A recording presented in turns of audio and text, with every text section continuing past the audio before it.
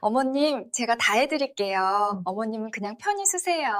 우리 수진이는 정말 천사야. 명절 아침 부엌에서 들려오는 며느리 한수진의 목소리는 언제나처럼 다정했다.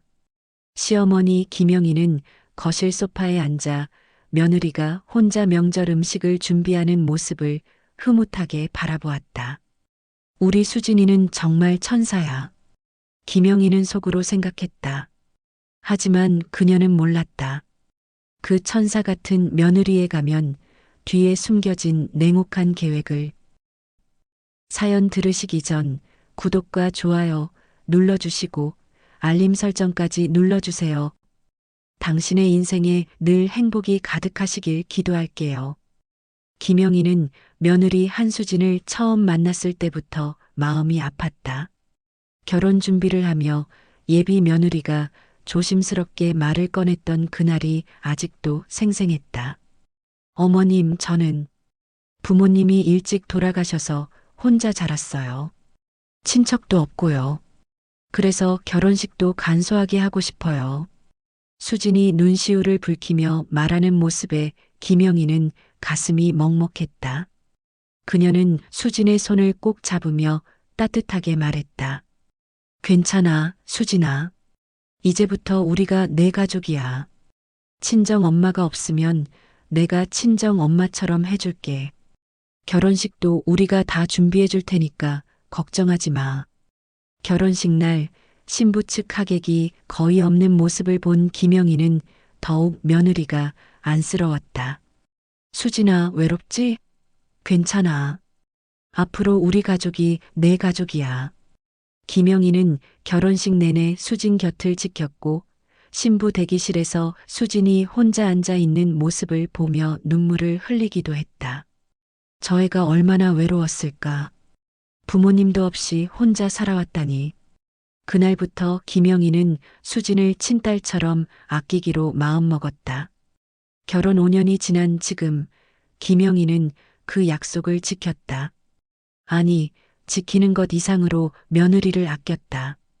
명절 때마다 다른 집 며느리들이 명절 준비로 고생한다는 이야기를 들으면 김영희는 혀를 차며 말했다. 나는 절대 우리 수진이 그렇게 안 부려. 수진이는 친정도 없는데 얼마나 외롭겠어. 내가 더 잘해줘야지. 추석이나 설날 명절 준비도 김영희가 직접 나서서 했다. 수진아, 너는 손님처럼 있어. 내가 다 할게. 하지만 수진은 언제나 어머님 안 돼요. 제가 해야죠. 저도 이 집 며느리인데요 하며 먼저 나섰다. 엄마, 재수 씨한테 너무 잘해주시는 거 아니에요? 큰아들 정우진이 가끔 걱정스럽게 물었다. 다른 집 며느리들은 명절마다 시댁에서 고생한다는데 우리 집은 오히려 엄마가 재수 씨 눈치 보시잖아요. 하지만 김영희는 단호하게 고개를 저었다. 우진아, 수진이가 얼마나 착한 애인데. 친정도 없는 애가 우리 집에 시집 와서 얼마나 외로웠겠어. 내가 친정 엄마 역할이라도 해줘야지. 너는 동생 와이프 좀 이해해줘라.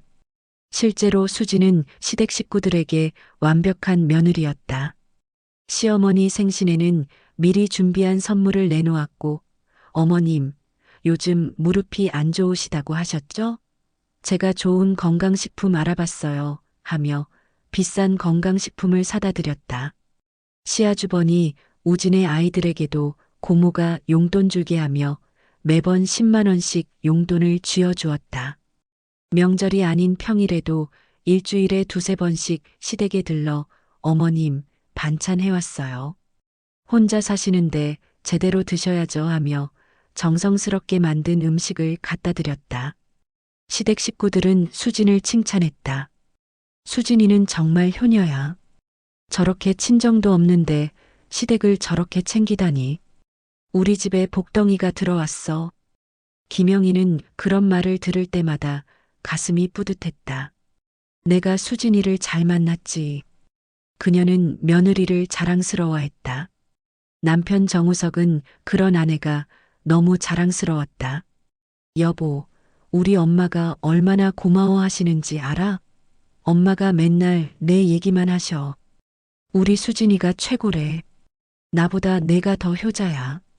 우석이 아내의 손을 잡으며 웃으며 말했다. 수진은 수줍게 웃으며 대답했다. 당연한 거 아니에요? 어머님이 저를 친딸처럼 대해주시는데 저도 친엄마처럼 모셔야죠. 그게 며느리 도리잖아요. 명절 전날 밤 김영희는 며느리를 따로 불렀다. 수진아, 이거 받아. 김영희가 두툼한 봉투를 건넸다. 명절 용돈이야. 내 친정이 없으니까 내가 친정 엄마 역할 하는 거야. 친정 엄마가 딸한테 용돈 주듯이 내가 주는 거니까 부담 갖지 마. 봉투 안에는 100만 원이 들어 있었다. 수지는 깜짝 놀란 표정으로 어머님, 이럴 필요 없는데요. 너무 많아요 하며 사양하는 척했다. 하지만 김영희는 괜찮아, 받아. 내가 받아야 내 마음이 편해. 친정 없는 내가 얼마나 속상하겠어. 이거라도 받아야 내가 마음이 놓인다 하며 며느리 손에 꼭 쥐어주었다. 수지는 방으로 돌아와 봉투를 열어보며 입꼬리를 살짝 올렸다. 역시 시어머니는 호구네. 이렇게 쉬울 줄이야. 그녀는 중얼거리며 돈을 가방 안쪽 깊숙이 넣었다. 그리고 서랍에서 작은 노트를 꺼냈다. 거기에는 지난 5년간 시어머니에게 받은 용돈과 선물 목록이 빼곡히 적혀 있었다. 명절 용돈 500만 원, 생일 선물 300만 원, 건강 챙긴다고 준 돈 800만 원, 결혼기념일 선물 200만 원, 총 4,500만 원. 이제 본격적으로 시작해야지. 수지는 노트를 덮으며 차갑게 웃었다. 명절 아침 시댁 식구들이 모두 모였다. 큰아들 우진 내외와 아이들, 둘째 아들 우석과 수진 부부까지 총 8명이 한자리에 모였다. 김영희는 손주들을 안으며 행복한 표정을 지었다. 우리 다 모이니까 좋네. 역시 명절은 가족이 모여야 제맛이지. 거실은 웃음소리로 가득했고 아이들은 세배를 하며 뛰어다녔다. 할머니, 세배 받으세요. 손주들이 절을 하자 김영희는 세배돈을 하나하나 챙겨주며 흐뭇해했다. 수진아, 너도 어서 앉아. 내가 차례 음식 준비할게. 김영희가 말했지만 수진은 어머님, 안 돼요. 제가 도와드릴게요 하며 부엌으로 향했다. 김영희는 수진아, 너는 쉬어. 오늘은 내가 다 하게 하며 말렸지만 수지는 어머님 혼자 어떻게 다 하세요. 제가 당연히 도와야죠 하며 앞치마를 두르고 부엌으로 들어갔다. 재수 씨는 정말 효녀네요. 우리 엄마가 복 받으셨어요. 큰 며느리 박지영이 감탄하며 말했다. 사실 지영은 속으로 조금 씁쓸했다. 자신도 결혼 8년 동안 명절마다 고생하며 시댁을 챙겼지만 시어머니의 칭찬은 언제나 수진에게만 향했다. 지영이 너도 고생했어 하는 말은 듣지 못했고 우리 수진이는 정말 착해라는 말만 귀에 박혔다. 하지만 지영은 내색하지 않았다. 재수 씨가 친정이 없으니까 시어머님이 더 챙겨주시는 거겠지. 차례를 지내고 식사를 마친 후 김영희는 수진을 따로 불렀다. 수진아, 엄마가 할 말이 있어. 잠깐 안방으로 와줄래? 김영희는 수진을 안방으로 데리고 갔다. 문을 닫고 나서 김영희는 조심스럽게 말을 꺼냈다. 사실 내가 요즘 걱정이 하나 있어. 내가 이제 나이도 많고 건강검진도 받았는데 의사가 혈압이랑 당뇨 수치가 안 좋다고 하더라고. 만약 내가 갑자기 무슨 일이 생기면 재산 정리가 복잡해질 것 같아서 말이야. 수진의 눈이 반짝였다. 드디어 왔구나. 하지만 그녀는 겉으로는 놀란 표정을 지으며 시어머니 손을 꼭 잡았다. 어머님, 무슨 말씀이세요? 어머님 건강하시잖아요. 혈압이랑 당뇨는 약만 잘 드시면 괜찮아요. 너무 걱정하지 마세요. 김영희는 한숨을 쉬며 고개를 저었다. 아니야, 수진아. 사람 일은 모르는 거잖아. 내 명의로 된 부동산이 몇 개 있는데 혹시 모를 일에 대비해서 명의를 좀 나눠 놓을까 해. 어머님, 그럼 우석 오빠랑 우진 오빠 명의로 하시면 되죠. 두 아들 명의로 나눠서 하시면 될 것 같은데요. 수진이 순진한 척 물었다. 김영희는 고개를 저으며 설명했다. 우석이는 사업하느라 바쁘잖아. 혹시 사업에 문제 생기면 재산에 문제 될 수도 있고, 우진이는 회사 다니는데 대출도 받을 일이 많을 것 같고, 그래서 말인데, 수진아, 내 명의로 좀 해두면 안 될까? 수진은 놀란 척 눈을 크게 떴다. 어머님, 그건 제가 며느리인데 그렇게 하면 안 되죠. 우진 오빠네가 오해하시면 어떡해요. 저는 그냥 며느리일 뿐인데. 김영희는 수진의 손을 더 꼭 잡으며 말했다. 괜찮아, 수진아. 너는 친딸이나 다름없어. 내가 너를 얼마나 아끼는지 알잖아. 그리고 너는 친정도 없으니까 내가 친정 재산처럼 내 명의로 좀 해두고 싶어. 나중에 필요하면 언제든 다시 정리할 수 있잖아. 그냥 명의만 빌리는 거야. 수지는 속으로 환호했지만 겉으로는 여전히 망설이는 척했다. 어머님, 정말 괜찮으세요? 저는 정말 괜찮아요. 제가 명의를 받으면 안 될 것 같아요. 우진 오빠가 알면 오해하실 것 같아서요. 김영희는 고개를 저었다. 괜찮아. 내가 우진이한테 다 설명할게. 우진이도 이해할 거야. 수진아, 부탁이야. 이거 내가 해줘야 내가 마음이 편해. 내가 너를 얼마나 믿는지 알지? 너만 믿을 수 있어. 수진은 잠시 망설이는 척하다가 마지못해 고개를 끄덕였다. 알겠어요, 어머님. 어머님이 그렇게 말씀하시면 제가 따라야죠. 하지만 어머님, 저는 그냥 명의만 빌려드리는 거예요. 절대 제 재산이라고 생각하지 않을게요. 어머님이 필요하시면 언제든 다시 돌려드릴게요. 약속할게요. 김영희는 며느리를 꼭 안았다. 고마워, 수진아. 내가 있어서 내가 정말 든든해. 너는 내 친딸이나 다름없어. 수지는 시어머니 어깨 너머로 창밖을 바라보며 차가운 미소를 지었다. 드디어 시작이네. 이 집 부동산이 강남에 3개, 분당에 2개. 시세로 따지면 총 80억은 될 거야. 명의만 내 앞으로 넘어오면 그 다음은 쉬워. 이혼하고 팔아버리면 끝이지. 바보 같은 시어머니. 그녀는 속으로 비웃으며 시어머니를 안아주는 척했다. 거실로 돌아온 수지는 남편 우석에게 시어머니와의 대화 내용을 전했다. 여보, 어머님이 부동산 명의를 내 이름으로 하시겠대. 나는 사양했는데 어머님이 계속 하시라고 하셔서. 우석은 고개를 끄덕이며 아내 손을 잡았다. 엄마가 당신을 정말 믿으시나 봐. 여보, 엄마 말씀 잘 들어줘. 엄마가 당신을 친딸처럼 생각하시는 거야. 나도 고마워. 우리 엄마한테 잘해줘서. 수지는 남편의 순진한 얼굴을 보며 속으로 비웃었다. 이 바보 같은 남자. 나중에 이혼하면 얼마나 충격받을지 기대되네. 그날 밤 수지는 화장실에 들어가서 친정 엄마에게 조심스럽게 문자를 보냈다. 엄마, 계획대로 진행 중. 조만간 명의 이전 시작할게.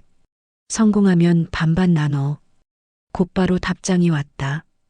딸아, 잘한다. 이번에는 꼭 성공해야 해. 지난번처럼 실수하지 마. 명의 이전 끝나면 바로 이혼하고 팔아버려. 수지는 문자를 지우고 거울 속 자신을 바라보았다. 거울 속 그녀는 차갑고 계산적인 눈빛으로 빛났다. 이번엔 완벽하게 성공한다. 명절 다음 날 아침 김영희는 식탁을 정리하다가 며느리가 깜빡 두고 간 휴대폰을 발견했다. 어머, 수진이가 핸드폰을 두고 갔네. 어제 급하게 나가느라 깜빡했나 보네.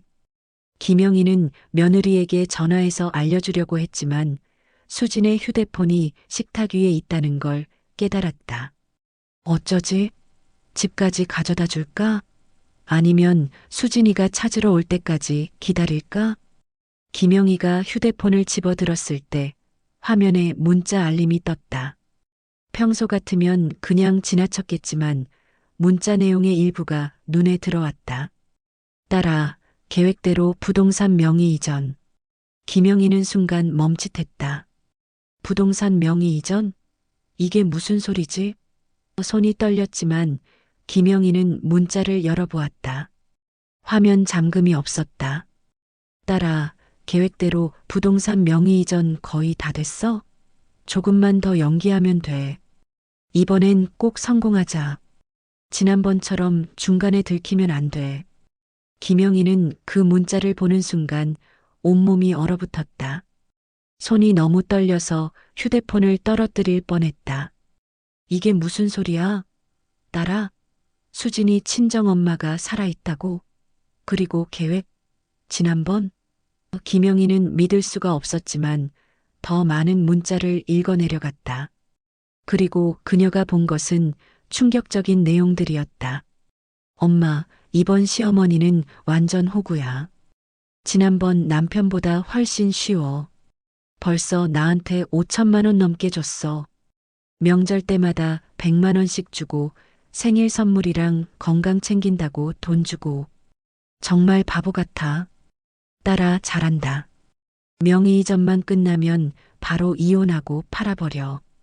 이번엔 실수하지 마. 80억짜리 부동산이니까 우리가 반반 나눠도 40억이야. 딸아, 조금만 더 참아. 엄마, 걱정 마. 이 집안 사람들 다 바보들이야. 특히 시어머니는 내가 불쌍하다고 뭐든 다 해줘. 남편도 순진해서 나 의심 안 해. 완벽해. 김영희는 휴대폰을 들고 소파에 주저앉았다. 다리에 힘이 풀려서 제대로 서 있을 수가 없었다. 가슴이 답답하고 숨이 막혔다. 이게 진짜야? 우리 수진이가? 내가 친딸처럼 아꼈던 수진이가? 그녀는 믿을 수가 없었다. 5년 동안 쌓아온 모든 순간들이 거짓이었다는 사실이. 호구라는 단어가 머릿속을 맴돌며 그녀를 짓눌렀다. 김영희는 휴대폰을 내려놓고 두 손으로 얼굴을 감쌌다.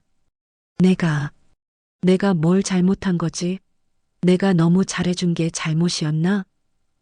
그녀는 지난 5년을 되돌아봤다. 명절마다 챙겨준 용돈, 수진이 아프다고 할 때마다 병원비 대신 내준 것, 수진이 뭘 사고 싶다고 하면 물어보지도 않고 사준 것들, 수진이 외롭다고 할 때마다 곁에 있어준 시간들, 그 모든 게 계획된 거였나? 수진은 처음부터 자신을 이용하려고 결혼한 건가? 더 충격적인 건 지난번 남편이라는 표현이었다. 지난번? 수진이가 전에도 결혼했었어? 그것도 같은 방법으로? 김영희는 온몸에 소름이 돋았다. 며느리는 단순히 재산을 노린 게 아니라 이런 일을 반복해온 사기꾼이었던 거다. 그리고 자신은 그 사기꾼의 완벽한 먹잇감이 된 것이다. 그때 현관문이 열리는 소리가 들렸다. 큰아들 우진이 들어왔다. 엄마, 저 왔어요. 오늘 회사 일찍 끝나서. 엄마, 왜 그러세요? 얼굴이 왜 그래요? 우진은 어머니의 창백한 얼굴을 보고 놀라서 달려왔다. 김영희는 떨리는 손으로 휴대폰을 우진에게 건넸다. 우진아, 이거 좀 봐. 수진이 휴대폰인데. 우진은 휴대폰을 받아들고 문자를 읽어내려갔다. 그의 얼굴도 점점 굳어졌고 눈빛이 차갑게 변했다. 엄마, 이게 재수 씨 휴대폰 맞아요? 김영희는 고개를 끄덕였다. 수진이가 어제 두고 갔어. 우연히 문자가 와서 봤어. 우진은 문자 내용을 더 읽어보다가 주먹을 불끈 쥐었다. 엄마, 제가 전부터 이상하다고 했잖아요. 재수 씨가 너무 완벽해 보여서 오히려 의심스러웠다고요. 근데 이 정도일 줄은. 우진아, 그래도 이게 사실일까? 우리 수진이가 정말 이럴 사람이 아닌데. 내가 뭔가 잘못 본 게 아닐까? 김영희는 여전히 믿고 싶지 않았다. 5년 동안 쌓아온 정이 하루아침에 무너지는 게 너무 두려웠다. 며느리를 친딸처럼 아꼈던 자신이 너무 부끄러웠고 바보 같았다. 우진은 어머니 어깨를 꼭 안았다. 엄마, 이건 명확한 증거예요. 재수 씨가 계획적으로 엄마를 속인 거예요. 일단 확인해 봐야 해요. 재수 씨 친정이 정말 없는지, 과거에 결혼 전과가 있는지, 친정이 없다는 것도 거짓말이었어? 김영희는 믿을 수 없다는 표정으로 물었다. 우진은 고개를 끄덕이며 휴대폰을 가리켰다. 엄마, 문자 보세요. 엄마한테 보낸 거잖아요. 친정 엄마가 살아있다는 거예요. 그것도 같이 짜고 사기치는 거예요. 문자 내용 보세요. 40억 반반 나누자잖아요. 완전히 공범이에요. 김영희는 그제야 눈물이 쏟아졌다. 내가 그렇게 잘해줬는데, 친딸처럼 아꼈는데, 수진이가 외롭다고 할 때마다 내가 곁에 있어줬는데, 그녀는 흐느꼈다. 배신감이 너무 커서 숨을 쉬기조차 힘들었다. 우진은 어머니를 달래면서도 분노가 치밀어 올랐다. 엄마, 울지 마세요. 우리가 증거를 확보해야 해요. 재수 씨가 정말 결혼 사기꾼이라면 법적으로 대응해야 해요. 명의 이전도 막아야 하고요. 하지만 우석이는 아직 아무것도 모르잖아. 우석이가 알면 얼마나 상처받을까. 김영희는 둘째 아들 걱정이 앞섰다. 우석은 수진을 너무 사랑했다. 이 진실을 알면 얼마나 큰 충격을 받을까. 우진은 심각한 표정으로 말했다. 엄마, 우석이한테는 아직 말하지 마세요. 일단 우리가 뒷조사를 해봐야 해요. 제대로 된 증거를 모아야 해요. 재수 씨 과거, 친정 식구들 신원, 그리고 명의 이전 계획에 대한 모든 증거를 확보해야 해요. 어떻게 해야 하지? 김영희는 무기력하게 물었다. 우진은 단호하게 대답했다. 엄마, 일단은 모르는 척 하세요. 재수 씨한테 아무 말도 하지 마시고 평소처럼 대하세요. 제가 사람 시켜서 재수 씨 뒷조사하겠습니다. 친정 식구들 찾아내고 과거 결혼 기록도 찾아보겠습니다. 증거 확보되면 그때 한 번에 폭로하는 거예요. 그날 밤 김영희는 잠을 이룰 수 없었다. 천장을 바라보며 눈물만 흘렸다. 머릿속에는 수진의 웃는 얼굴이 계속 떠올랐다. 어머님, 제가 다 해드릴게요. 어머님, 저는 어머님이 친엄마 같아요. 어머님, 저 정말 행복해요. 그 모든 말이 거짓이었다는 게 믿기지 않았다. 하지만 휴대폰 문자는 명확했다. 수진은 그녀를 호구로 생각했고 80억짜리 재산을 노리고 있었다. 내가 어떻게 해야 하지? 정말 모르는 척 할 수 있을까? 김영희는 생각했다. 수진을 당장 쫓아내고 싶었지만 우진의 말이 맞았다. 증거가 필요했다. 법적으로 제대로 대응하려면 수진의 과거, 친정 식구들, 그리고 명의 이전 계획에 대한 확실한 증거가 있어야 했다. 좋아. 일단은 모르는 척하자. 그리고 천천히 진실을 밝혀내자. 김영희는 결심했다. 그녀의 눈에는 배신감과 함께 단호함이 서렸다. 더 이상 착한 시어머니가 아니었다. 이제는 진실을 밝혀낼 사람이었다. 명절이 지나고 일주일이 흘렀다. 김영희는 평소처럼 며느리를 대했다. 수진아, 오늘 저녁은 뭐 먹고 싶어? 어머님, 제가 갈비찜 해드릴게요. 수진이 밝게 웃으며 대답하는 모습을 보면서도 김영희는 속으로 칼로 베이는 듯한 고통을 느꼈다. 저 웃음이 다 거짓이었어. 나를 호구로 생각하면서 저렇게 웃고 있었던 거야. 하지만 김영희는 표정 관리를 했다. 우진이 말했듯이 증거를 확보하기 전까지는 절대 들키면 안 됐다. 어머님, 요즘 얼굴이 안 좋으신 것 같은데 괜찮으세요? 수진이 걱정하는 척 물었다. 김영희는 억지로 웃으며 대답했다. 괜찮아, 수진아. 그냥 좀 피곤한 것뿐이야. 명절 지나고 나니까 몸이 좀 무거워서 그래. 수진은 그러시면 안 되는데 제가 보약 좀 지어드릴까요? 하며 다정하게 말했다. 김영희는 속으로 비웃었다. 뭐야? 내가 나한테 독약을 먹이고 있는 거잖아. 큰아들 우진은 바로 사설탐정을 고용했다. 믿을 만한 탐정사무소를 통해 며느리의 과거를 철저히 조사하기로 했다. 어머니, 일주일만 시간을 주세요. 재수 씨 과거 결혼 기록, 친정 식구들 신원, 전부 파악하겠습니다. 우진은 단호하게 말했다. 김영희는 고개를 끄덕이며 한숨을 쉬었다. 우진아, 고마워. 내가 아니었으면 나 정말 큰일 날 뻔했어. 사흘 후 탐정으로부터 첫 번째 보고서가 왔다. 우진은 어머니를 조용한 카페로 불러냈다.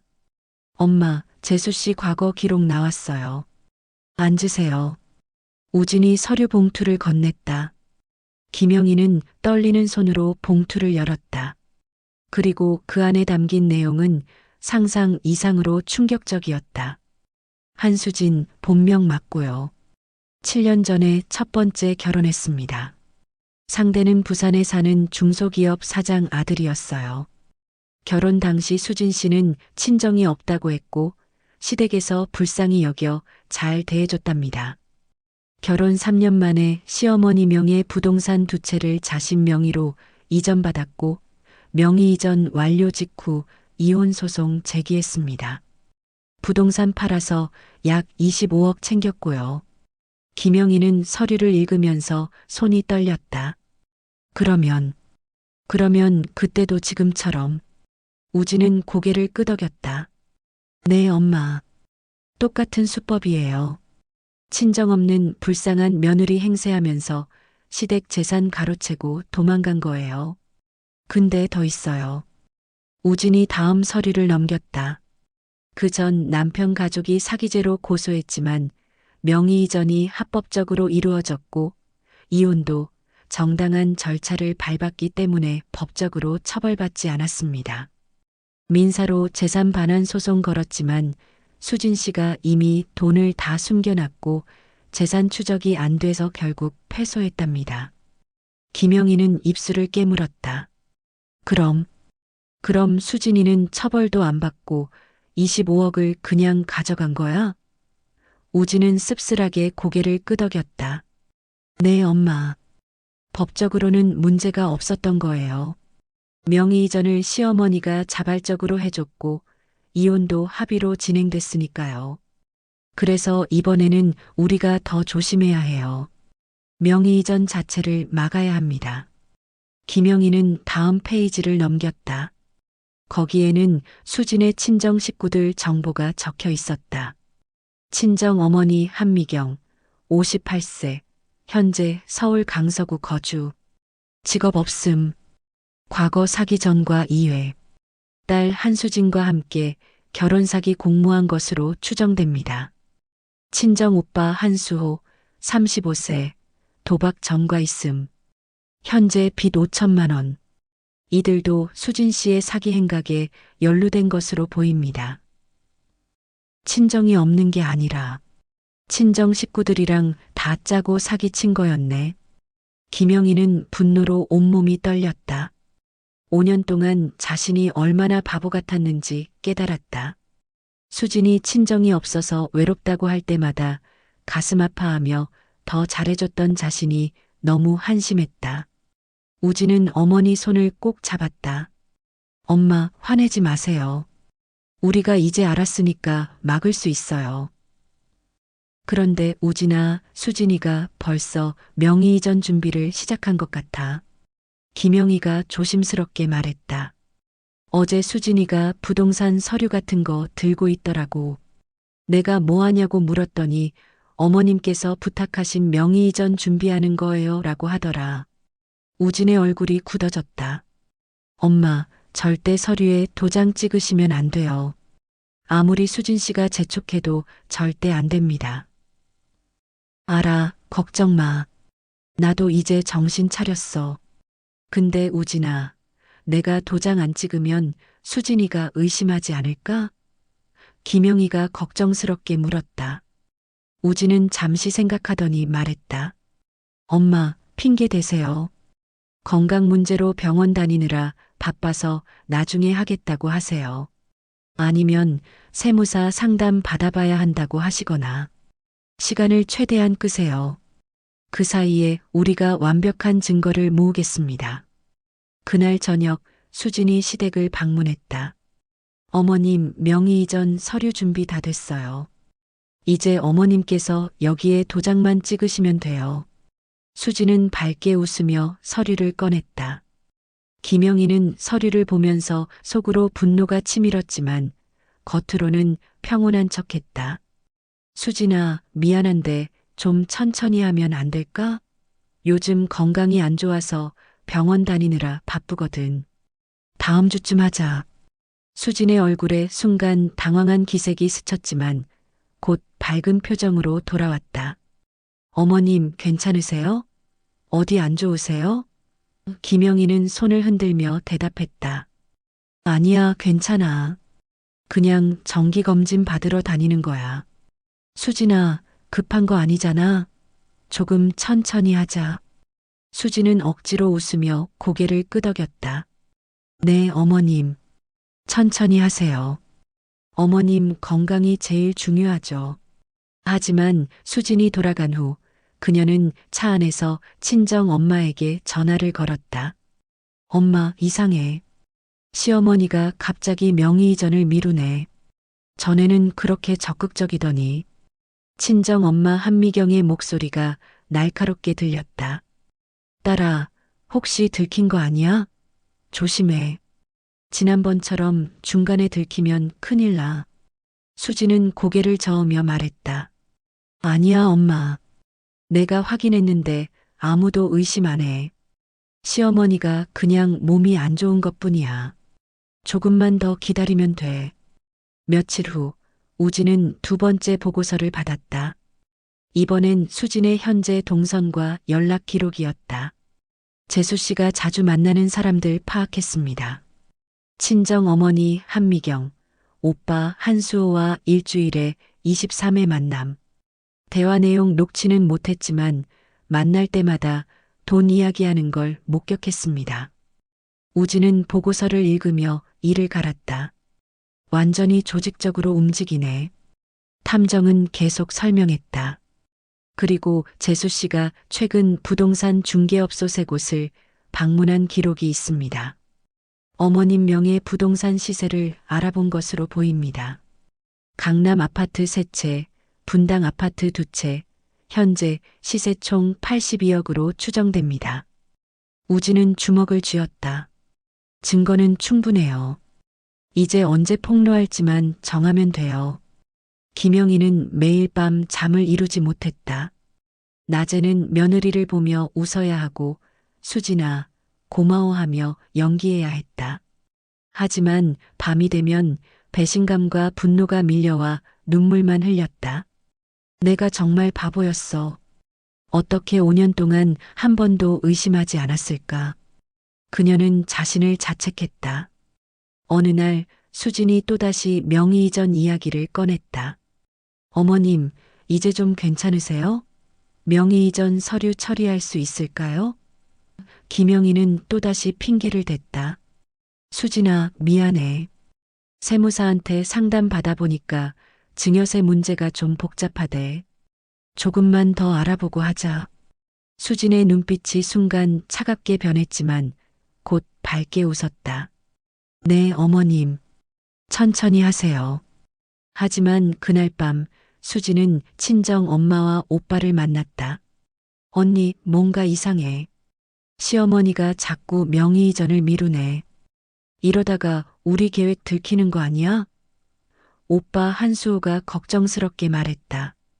수지는 고개를 저었다. 아니야. 내가 확인했는데 남편도 시아주버니도 아무것도 모르더라. 그냥 시어머니가 조심스러운 것뿐이야. 내가 좀 더 압박해 볼게.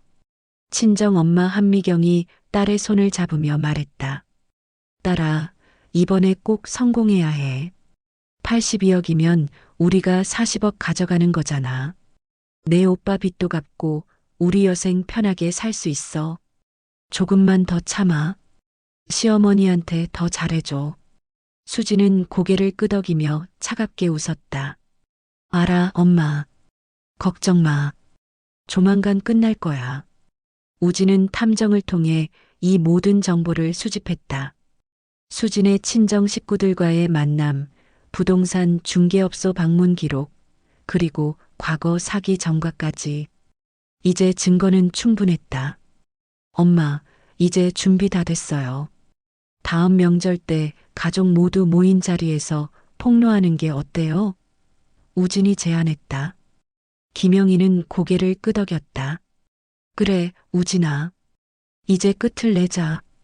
더 이상 저의 얼굴 보면서 웃는 척하는 거 힘들어. 2주가 더 흘렀다. 수지는 점점 조급해졌다. 시어머니가 자꾸 명의 이전을 미루자 그녀는 다른 방법을 생각해냈다. 어머님, 제가 좋은 변호사 알아요. 증여세 문제 쉽게 해결해 줄 수 있대요. 제가 약속 잡아드릴까요? 수지는 더욱 적극적으로 나섰다. 김영희는 속으로 비웃으며 대답했다. 그래, 고마워, 수진아. 그럼 한번 만나볼까? 수진이 데려온 변호사는 사실 그녀의 공범이었다. 어르신, 명의 이전하시면 절세 효과가 크십니다. 지금 하시는 게 유리해요. 변호사가 능숙하게 설명했다. 김영희는 고개를 끄덕이며 그렇구나 하고 맞장구 쳤다. 하지만 속으로는 이것들이 완전히 조직적으로 움직이네 하며 분노를 사겼다. 어머님, 이제 괜찮으시죠? 서류에 도장만 찍으시면 돼요. 변호사님도 괜찮다고 하셨잖아요. 수지는 서류를 김영희 앞에 펼쳐놓았다. 강남 아파트 3채, 분당 아파트 2채의 명의를 한수진 앞으로 이전하는 서류였다. 총 82억 원어치의 재산이었다. 김영희는 서류를 보면서 손이 떨렸다. 분노 때문이었다. 수진아, 그런데 말이야. 김영희가 조심스럽게 말을 꺼냈다. 이렇게 큰 재산을 한꺼번에 내 명의로 하는 게 맞나? 혹시 우석이랑 우진이 명의로도 좀 나눠야 하지 않을까? 수진의 얼굴이 순간 굳었다. 하지만 그녀는 재빨리 웃으며 대답했다. 어머님, 어머님께서 처음에 제 명의로 하자고 하셨잖아요. 우석 오빠는 사업 때문에 위험하고 우진 오빠는 대출 문제 있다고 하셨잖아요. 김영희는 속으로 냉소했다. 이 여자가 재산을 나눌 리가 있나? 혼자 다 가져가려고 하는 거지. 하지만 겉으로는 그래. 내 말이 맞네. 내가 괜한 걱정했구나 하며 웃었다. 수지는 안도의 한숨을 쉬며 다시 서류를 내밀었다. 어머님, 그럼 여기에 도장 찍어주세요. 김영희는 도장을 집어들었다. 수진의 눈빛이 반짝였다. 드디어 82억이 내 손에 들어온다. 수지는 속으로 환호했다. 하지만 김영희는 도장을 서류에 찍기 직전 갑자기 손을 멈췄다. 어머, 수진아. 내가 깜빡했네. 오늘 병원 예약 있었는데. 미안해, 내일 할게. 급한 거 아니지? 수진의 얼굴이 일그러졌지만 곧 밝은 표정으로 바뀌었다. 네, 어머님. 괜찮아요. 내일 하세요. 하지만 속으로는 이 늙은 여자가 왜 이래. 자꾸 미루기만 하네 하며 짜증이 났다. 김영희는 일부러 시간을 끌었다.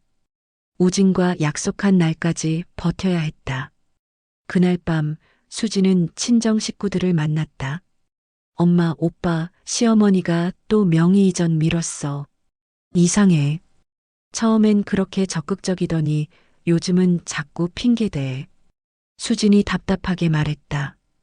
오빠 한수호가 걱정스럽게 물었다. 누나, 혹시 들킨 거 아니야? 우리 조심해야 하는 거 아니야? 친정 엄마 한미경이 딸의 손을 꼭 잡으며 말했다. 딸아, 아니야. 만약 들켰으면 벌써 경찰 불렀을 거야. 아마 시어머니가 그냥 신중한 것뿐이야. 너는 조금만 더 압박해봐. 명의 이전만 끝나면 바로 이혼하고 팔아버리는 거야. 82억이면 우리가 40억 가져가는 거잖아. 조금만 더 참아. 알았어, 엄마. 내가 내일 다시 시어머니한테 가볼게. 이번엔 꼭 도장 받아낼게. 수지는 결심했다. 그녀는 이제 초조해지기 시작했다.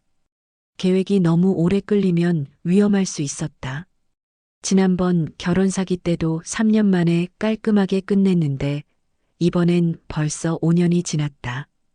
빨리 끝내야 해. 명의 이전만 받으면 바로 이혼하고 부동산 팔고 도망가는 거야. 다음 날 아침 수지는 일찍부터 시댁을 방문했다. 어머님, 어제 병원 어떠셨어요? 괜찮으세요? 수지는 다정하게 물었다. 김영희는 응, 괜찮아. 별일 없대 하며 웃었다. 수지는 가방에서 다시 서류를 꺼냈다. 어머님, 그럼 이제 도장 찍으실 수 있죠? 변호사님이 빨리 처리하는 게 좋다고 하셨어요. 김영희는 서류를 받아들고 천천히 읽어내려갔다. 수지는 조바심을 내며 기다렸다. 빨리 찍어. 제발 빨리. 김영희는 마침내 도장을 들었다. 수진의 심장이 빠르게 뛰었다. 드디어 성공이다. 하지만 그 순간 김영희가 말했다. 수진아, 그런데 이 서류 좀 이상한데? 수진의 얼굴이 굳었다. 네, 뭐가 이상한데요, 어머님? 김영희는 서류를 가리키며 물었다. 여기 보면 명의 이전 후에 내가 이 부동산을 팔거나 처분할 수 없다고 되어 있는데 이게 무슨 뜻이야? 사실 그런 내용은 없었다. 김영희가 일부러 시간을 끌기 위해 거짓말한 것이었다. 수지는 당황했다. 아, 그건 법적인 절차상 그렇게 쓰인 것뿐이에요. 신경 안 쓰셔도 돼요. 김영희는 고개를 저었다. 아니야, 나는 확실히 알아야겠어. 이거 변호사한테 다시 확인해 봐야겠다. 수진아, 미안한데 내가 아는 변호사한테 한번 상담받아 볼게. 어머님, 그럴 필요 없어요. 제가 데려온 변호사님이 다 설명해 주셨잖아요. 수진의 목소리가 조금 날카로워졌다. 김영희는 수진의 변화를 눈치챘다. 드디어 본색이 나오기 시작하네. 김영희는 침착하게 대답했다. 수진아, 급할 거 없잖아. 내가 확실히 알고 도장 찍고 싶어. 이해해줘. 수진은 억지로 웃으며 고개를 끄덕였다. 네, 어머님. 제가 너무 조급했나 봐요. 천천히 하세요. 하지만 그녀는 시댁을 나오면서 주먹을 불끈 쥐었다. 이 늙은 여자가 정말 이상해. 뭔가 눈치챈 건가? 아니야, 불가능해. 내가 완벽하게 연기했는데. 수지는 불안해지기 시작했다. 그날 저녁 김영희는 우진에게 전화했다. 우진아, 오늘 수진이가 또 명의 이전 서류 들고 왔어. 내가 시간 끌긴 했는데 수진이 눈빛이 이상해지더라. 곧 의심할 것 같아. 우진은 단호하게 대답했다. 엄마, 이제 때가 됐어요. 이번 주말에 가족 모임 하세요. 그때 모든 걸 폭로하겠습니다. 김영희는 깊은 한숨을 쉬었다. 우진아, 우석이한테 어떻게 말하지? 우석이가 수진이를 얼마나 사랑하는데. 우진은 조용히 말했다.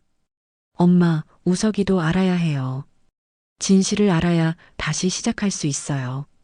우석이도 지금은 힘들겠지만 나중에는 엄마한테 고마워할 거예요.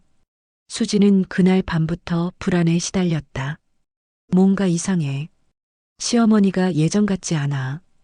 혹시 내가 실수한 게 있나? 그녀는 지난 5년을 되돌아봤지만 완벽했다고 생각했다. 아니야, 내가 너무 예민한 거야. 조금만 더 참으면 돼. 하지만 불안감은 쉽게 사라지지 않았다. 며칠 후, 김영희가 수진에게 전화했다. 수진아, 이번 주말에 우리 집에서 가족 모임 하려고 해. 너희도 와. 우진이네도 다 모이기로 했어. 수진은 내 어머님. 알겠어요 하며 대답했다. 하지만 속으로는 가족 모임? 갑자기 왜? 하며 의심했다.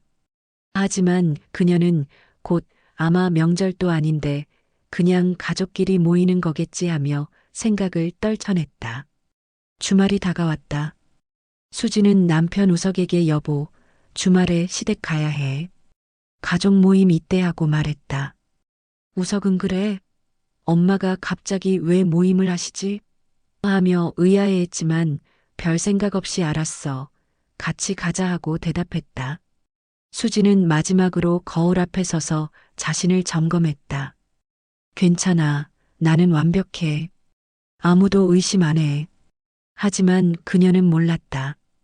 이번 가족 모임이 그녀 인생의 마지막 연기 무대가 될 거라는 것을. 주말 오후 시댁 거실에 가족들이 모두 모였다. 큰아들 우진 내외와 아이들, 둘째 아들 우석과 수진 부부까지 총 8명이 한자리에 모였다. 수진은 평소처럼 밝게 웃으며 시어머니를 도왔다. 어머님, 제가 음식 준비 도와드릴게요. 수진아, 고마워. 우리 수진이는 정말 착해. 김영희는 평소처럼 며느리를 칭찬했다. 하지만 그녀의 눈빛은 차가웠다. 식사를 마치고 거실에 둘러앉았을 때 김영희가 말문을 열었다. 오늘 너희들을 다 모은 이유가 있어. 엄마가 할 말이 있어서 그래. 분위기가 갑자기 무거워졌다. 우석이 걱정스럽게 물었다. 엄마, 무슨 일이에요?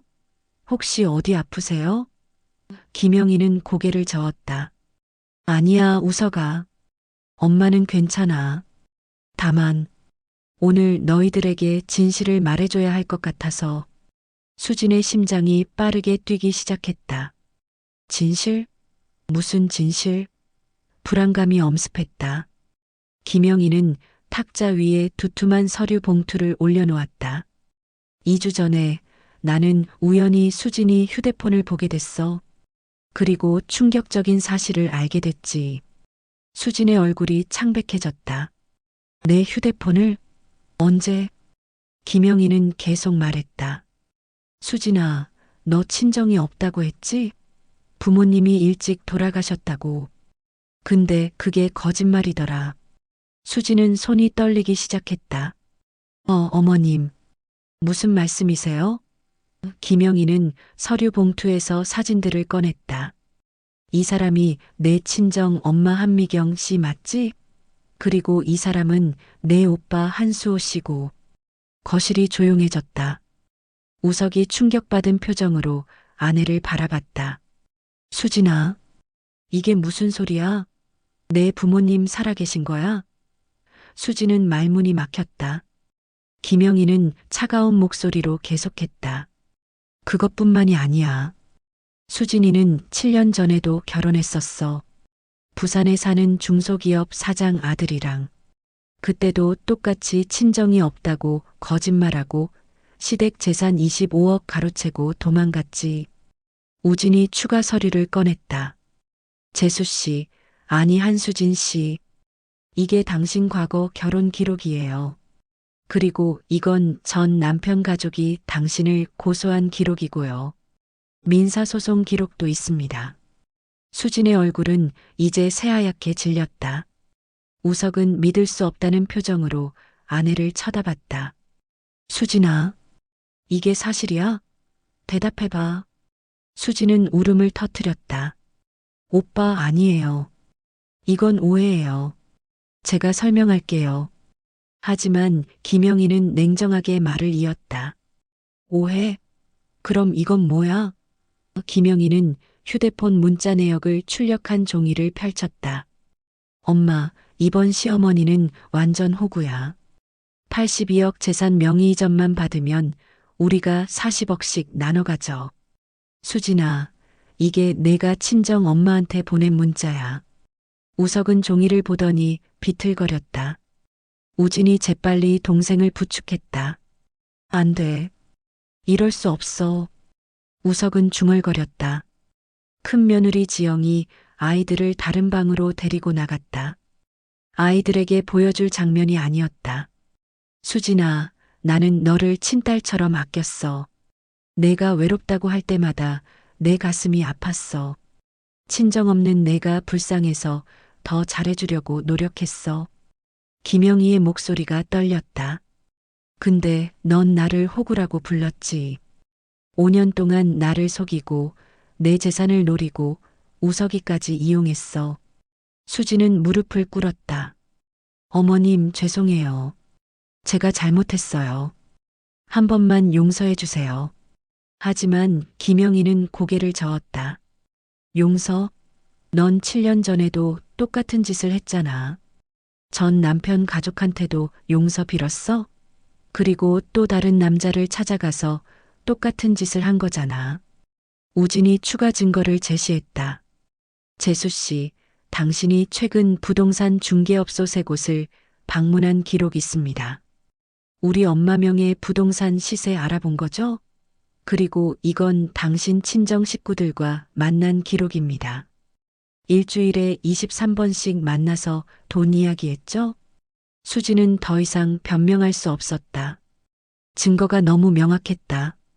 우석은 아내를 바라보며 물었다. 수진아, 나는 뭐였어? 너한테 나는 그냥 돈벌이 수단이었어? 수지는 대답하지 못했다. 우석의 눈에서 눈물이 흘렀다. 5년 동안 내가 너를 얼마나 사랑했는데. 김영희는 마지막 말을 꺼냈다. 수진 씨, 이제 그만하세요. 넌 우리 가족이 아니야. 나가. 차가운 목소리였다.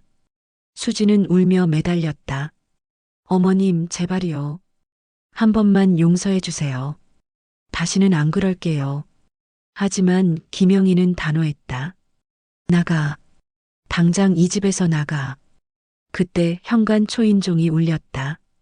우진이 문을 열자 수진의 친정 엄마 한미경과 오빠 한수호가 서 있었다. 딸아, 괜찮아? 내가 급하게 전화해서. 한미경이 들어오다가 거실 분위기를 보고 멈칫했다. 김영희는 그들을 보며 냉소했다. 어머, 공범들까지 다 오셨네요. 한미경은 당황하며 무슨 소리예요? 우리가 왜 공범이에요? 하고 따졌다. 우진이 서류를 내밀었다. 한미경 씨 사기 전과 2회. 그리고 딸이랑 같이 결혼 사기 공모한 증거 여기 다 있습니다. 경찰 부를까요?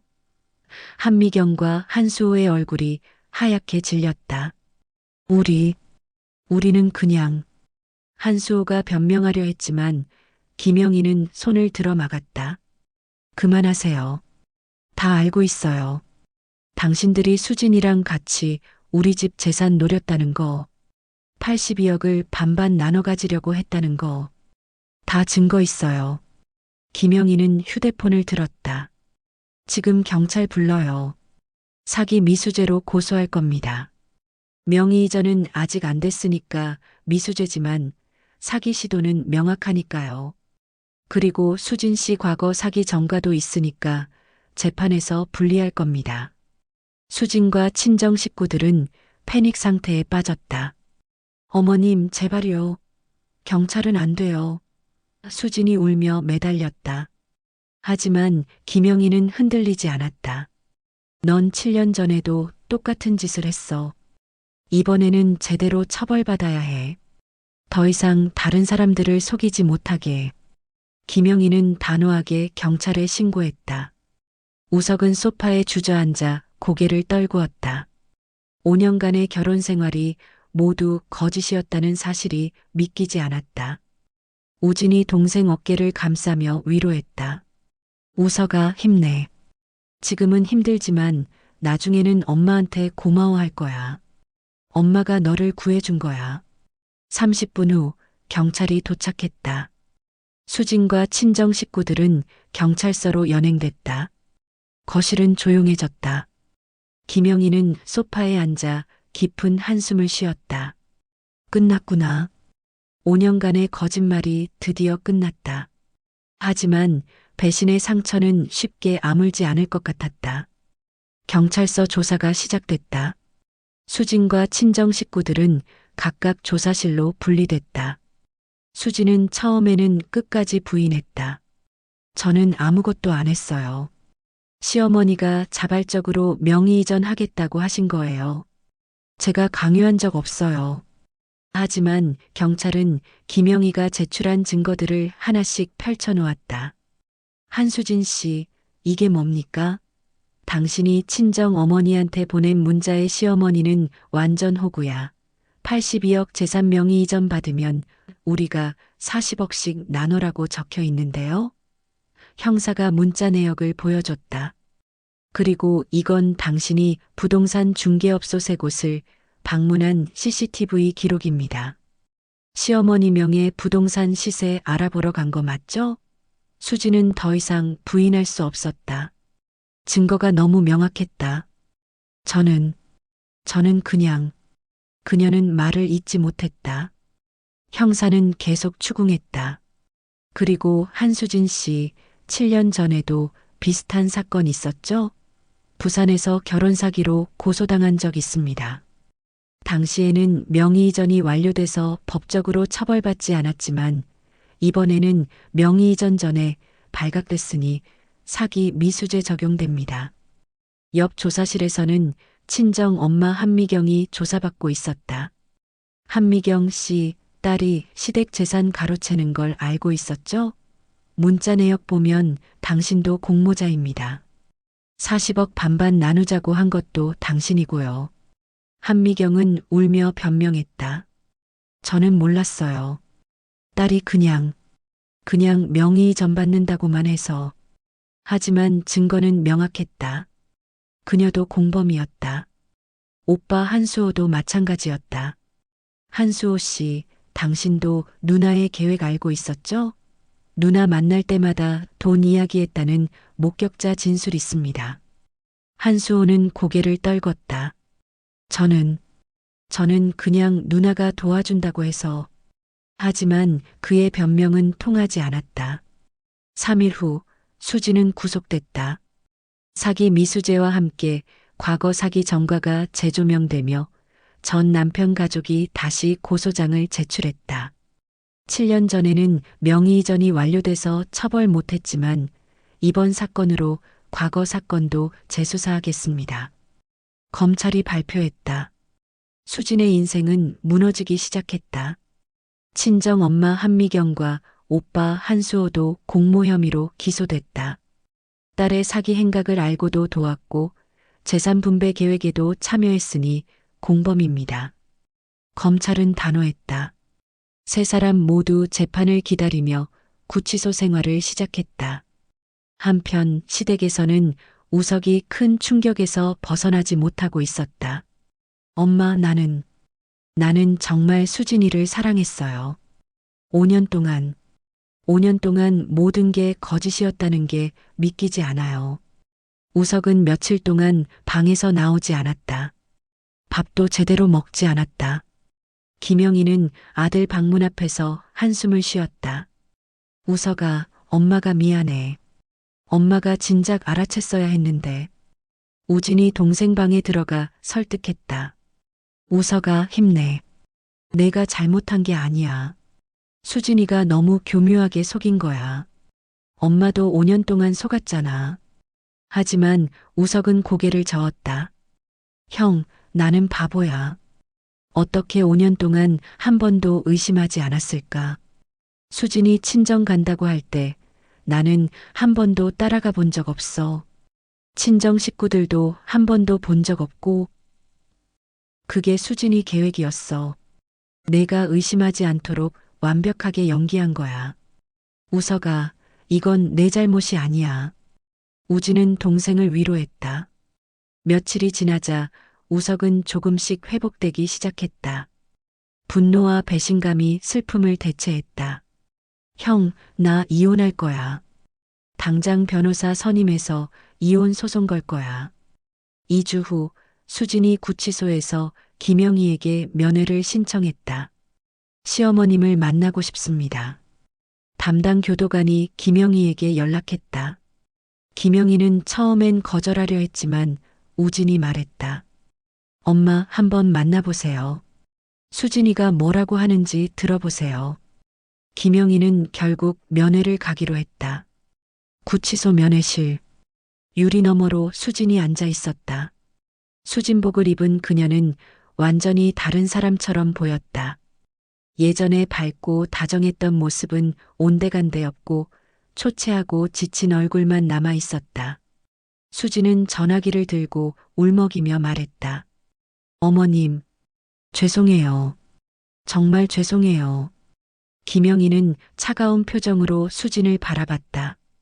지금 와서 사과가 무슨 소용이야? 5년 동안 나를 속였잖아.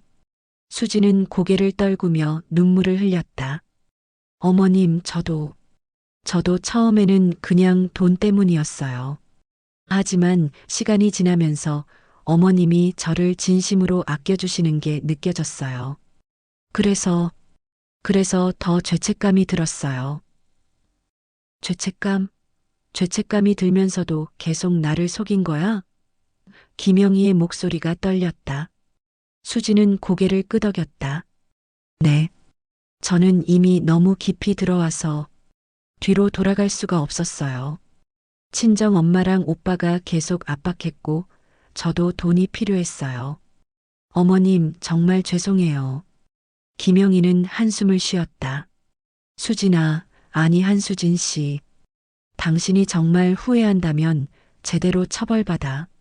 그리고 다시는 이런 짓 하지 마. 당신 때문에 우석이가 얼마나 힘들어하는지 알아? 수진은 고개를 떨구며 울었다. 우석 오빠한테 정말 미안해요. 오빠는 저를 진심으로 사랑해줬는데. 이제 와서 그런 말 해봤자 소용없어. 우석이는 이미 이혼 소송 준비하고 있어. 당신이랑 다시는 만나고 싶지 않대. 김영희는 일어서려 했다. 수진이 급하게 말했다. 어머님, 마지막으로 한 가지만 말씀드릴게요. 저는 어머님이 저를 친딸처럼 대해주셨을 때 처음으로 가족의 따뜻함을 느꼈어요. 제 친정은 항상 저를 돈벌이 수단으로만 봤거든요. 어머님만큼은 진심이었어요. 김영희는 잠시 멈칫했다. 하지만 곧 고개를 저었다. 그게 진심이었다면 나를 배신하지 않았겠지. 이제 그만해. 나는 당신을 용서할 수 없어. 김영희는 전화기를 내려놓고 면회실을 나왔다. 수진은 유리 너머로 시어머니의 뒷모습을 바라보며 눈물을 흘렸다. 하지만 이미 늦었다. 재판이 시작됐다. 수진은 사기 미수죄, 7년 전 사기죄 재조사로 인한 추가 기소, 그리고 친정 식구들과의 공모 혐의로 재판을 받았다. 검찰은 피고인은 계획적이고 조직적으로 결혼 사기를 저질렀으며 7년 전에도 같은 수법으로 피해자를 만들었습니다. 엄중한 처벌이 필요합니다라고 주장했다. 수진의 변호사는 피고인이 깊이 반성하고 있으며 명의 이전이 실제로 이루어지지 않았으므로 미수에 그쳤습니다라고 선처를 호소했다. 하지만 재판부는 냉정했다. 피고인은 과거에도 같은 범죄를 저질렀고 이번에도 치밀하게 계획했습니다. 피해자에게 큰 정신적 고통을 안겼으며 사회적으로도 경각심을 줄 필요가 있습니다. 판결이 내려졌다. 피고인 한수진에게 징역 5년을 선고합니다. 공범인 한미경에게 징역 3년, 한수호에게 징역 2년을 선고합니다. 수진은 법정에서 무너졌다. 5년. 그녀의 인생은 완전히 무너졌다. 친정 식구들도 마찬가지였다. 욕심이 부른 대가였다. 판결이 내려진 후 시댁에는 평화가 돌아왔다. 우석의 이혼 소송도 빠르게 진행됐다. 수진이 재판 중이었기 때문에 법원은 신속하게 이혼을 승인했다. 이혼 판결 나왔습니다. 피고인의 사기 행각이 명백하므로 위자료 청구도 인정됩니다. 우석은 수진에게서 5천만 원의 위자료를 받아냈다. 물론 수진에게 돈이 없었기 때문에 실제로 받기는 어려웠지만 법적으로 마침표를 찍은 것만으로도 우석은 한결 마음이 가벼워졌다. 형, 나 이제 괜찮아요. 힘들었지만 이제 다시 시작할 수 있을 것 같아요. 우석이 형에게 말했다. 우진은 동생 어깨를 두드렸다. 잘했어, 우석아. 내가 강하게 이겨내서 형이 자랑스러워. 우석은 씁쓸하게 웃었다. 처음엔 정말 세상이 무너지는 줄 알았어요. 5년이 다 거짓이었다는 게 너무 충격이었거든요. 하지만 생각해보니 엄마가 저를 구해주신 거더라고요. 만약 명의 이전까지 됐으면 우리 집안이 완전히 망했을 거예요. 김영희는 아들의 말을 듣고 눈시울이 붉어졌다. 우석아, 엄마가 미안해. 엄마가 수진이를 제대로 못 봐서 내가 고생했어. 우석은 고개를 저었다. 아니에요, 엄마. 엄마가 아니었으면 저는 평생 속고 살았을 거예요. 감사해요, 엄마. 모자는 꼭 안아주었다. 김영희도 조금씩 상처에서 회복되기 시작했다. 처음엔 배신감이 너무 커서 사람을 믿을 수 없었다. 내가 누군가를 다시 믿을 수 있을까? 하는 두려움이 있었다. 하지만 시간이 지나면서 깨달았다. 모든 사람이 수진이처럼 나쁜 건 아니야. 나는 그냥 운이 나빴을 뿐이야. 어느 날 큰며느리 지영이 시어머니를 찾아왔다. 어머님, 그동안 제가 서운했던 적 많았어요. 어머님이 항상 재수 씨만 챙겨주시고 저는 별로 신경 안 써주시는 것 같아서요. 지영은 솔직하게 말했다. 김영희는 놀라서 며느리를 쳐다봤다. 지영아, 내가 그랬구나. 미안해. 지영은 고개를 저었다. 아니에요, 어머님. 이제 이해해요. 재수 씨가 친정이 없다고 해서 어머님이 더 챙겨주신 거잖아요. 어머님 마음이 따뜻하셔서 그런 거였어요. 다만 이제는 저도 좀 챙겨주세요. 지영이 웃으며 말했다. 김영희는 며느리의 손을 꼭 잡았다. 그래, 지영아. 앞으로는 너도 잘 챙길게. 미안했어. 김영희는 이번 사건을 통해 큰 교훈을 얻었다. 사람을 쉽게 믿으면 안 되는구나. 하지만 그렇다고 모든 사람을 의심하며 살 수는 없지. 균형을 찾아야 해. 그녀는 앞으로 더 신중하게 사람을 대하기로 마음먹었다. 하지만 동시에 진심으로 자신을 아끼는 사람들에게는 더 잘해주기로 했다. 6개월이 지났다. 우석은 새로운 직장에서 일하며 조금씩 일상을 회복했다. 엄마, 저 요즘 괜찮아요. 일도 재미있고 새로운 사람들도 만나고 있어요. 아직 연애 생각은 없지만 언젠가는 다시 사랑할 수 있을 것 같아요. 우석이 밝게 웃으며 말했다. 김영희는 아들이 웃는 모습을 보며 안도했다. 우리 아들이 다시 웃네. 다행이야. 한편 수지는 교도소에서 복역 중이었다. 처음엔 억울하다고 생각했다. 나만 나쁜 건가? 세상에는 나보다 더 나쁜 사람도 많은데. 하지만 시간이 지나면서 그녀도 조금씩 변하기 시작했다. 교도소 상담 프로그램에 참여하면서 자신의 잘못을 인정하게 됐다. 저는 돈이 전부라고 생각했어요.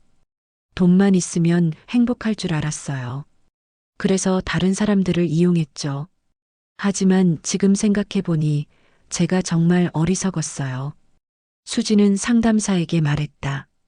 시어머님은 저를 진심으로 아껴주셨어요. 돈이 아니라 사람으로서 사랑해주셨는데 저는 그걸 이용했어요. 정말 후회돼요. 상담사는 고개를 끄덕였다. 후회하는 것도 중요하지만 앞으로 어떻게 살 것인지가 더 중요합니다. 출소 후에는 어떻게 하실 건가요?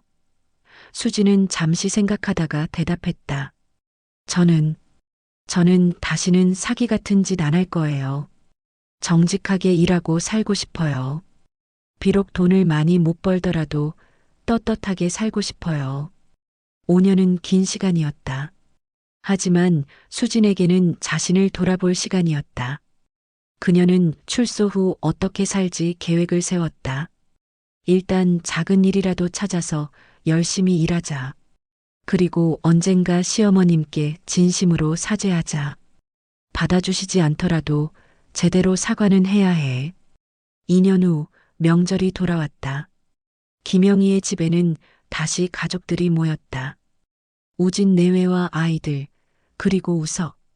이번엔 명절 분위기가 훨씬 밝았다. 엄마, 제가 음식 준비 도와드릴게요. 지영이 먼저 나섰다. 김영희는 며느리의 손을 잡으며 웃었다. 고마워, 지영아. 우리 같이 하자. 식사를 마치고 거실에 모여 앉았을 때 우석이 말을 꺼냈다. 엄마, 형, 저 사실 요즘 좋은 사람 만나고 있어요. 가족들이 놀라서 우석을 쳐다봤다. 진짜? 우석아, 누구야? 우진이 신나서 물었다. 우석은 수줍게 웃으며 대답했다. 회사 동료인데 정말 착하고 솔직한 사람이에요. 아직 사귀는 건 아니고 그냥 밥 먹고 영화 보고 그래요. 김영희는 걱정스러운 표정을 지었다. 우석아, 그런데 괜찮겠어? 혹시 또? 우석은 엄마 손을 잡으며 안심시켰다. 엄마, 걱정 마세요. 이번엔 제대로 알아보고 있어요. 그 사람 가족도 만나봤고 친구들도 소개받았어요. 천천히 알아가고 있어요. 그리고 엄마, 저는 이제 사람 보는 눈이 생겼어요. 수진이 때문에 배운 거죠. 김영희는 아들이 씩씩하게 말하는 모습을 보며 뭉클했다. 우리 아들이 정말 많이 성장했구나. 우진도 동생을 흐뭇하게 바라봤다. 잘했어, 우석아. 형이 응원할게. 이번엔 좋은 사람 만나길 바란다. 저녁 무렵 김영희는 혼자 베란다에 나가 하늘을 바라봤다. 지난 2년을 돌아보니 감회가 새로웠다. 정말 힘든 시간이었어. 하지만 우리 가족은 다시 일어섰어. 그녀는 미소 지었다. 배신의 상처는 아직 남아 있었지만 이제는 그 상처를 받아들일 수 있었다. 엄마, 뭐 하세요? 안 추워요? 우석이 베란다로 나왔다. 김영희는 아들을 돌아보며 웃었다. 응, 그냥 생각 좀 하고 있었어. 우석아, 엄마가 너한테 고마워. 내가 잘 이겨내줘서. 우석은 엄마를 꼭 안았다. 엄마, 제가 더 감사하죠. 엄마가 저를 구해주셨잖아요. 엄마 아니었으면 저는 평생 속고 살았을 거예요. 우석아, 앞으로는 행복하게 살자. 나쁜 사람도 있지만 좋은 사람도 많아. 우리 좋은 사람들이랑만 어울리며 살자. 김영희가 아들에게 말했다. 우석은 고개를 끄덕였다. 네, 엄마. 그렇게 할게요. 거실에서는 우진의 아이들이 웃으며 뛰어놀고 있었다. 지영은 설거지를 하며 콧노래를 불렀다. 우진은 소파에 앉아 편안한 표정으로 TV를 보고 있었다. 평범하지만 행복한 명절 풍경이었다. 김영희는 이 모습을 보며 생각했다. 이게 진짜 가족이구나. 돈이나 이익이 아니라 진심으로 서로를 아끼는 관계. 그날 밤 김영희는 일기를 썼다. 오늘은 수진이 없는 첫 명절이었다. 처음엔 허전할 줄 알았는데 오히려 마음이 편했다. 진짜 가족들만 모이니까 더 좋았다. 수진이 사건은 내 인생에 큰 교훈을 남겼다. 사람을 쉽게 믿으면 안 되지만 그렇다고 모두를 의심하며 살 수는 없다. 진심으로 나를 아끼는 사람들을 소중히 하며 살아야겠다. 우석이가 새로운 사람을 만나고 있다는 소식에 처음엔 걱정됐지만 우석이는 이제 충분히 강해졌다. 우리 가족 모두 이 힘든 시간을 잘 이겨냈다. 앞으로는 행복만 있기를. 세월이 흘러 5년이 지났다. 수지는 출소했다. 그녀는 작은 식당에서 설거지 일을 하며 성실하게 살았다. 더 이상 사기 같은 것은 생각하지 않았다.